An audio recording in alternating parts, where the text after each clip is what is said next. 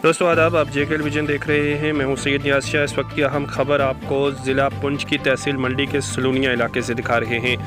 सलूनिया से आज एक अफसोसनाक खबर सामने आ रही है। यहां पर एक मोटरसाइकिल हादसे का शिकार हुआ है। इस मोटरसाइकिल हादसे में मिली जानकारी के मुताबिक 2 अशख़ास ज़ख्मी हुए, जिन्हें फ़ौरन मंडी हॉस्पिटल में लाया गया, लेकिन वहाँ पर बदकिस्मती से एक शख्स की मौत हो गई और दूसरे ज़ख्मी का ट्रीटमेंट चल रहा है। ज़हीर अब्बास की ये रिपोर्ट मंडी से।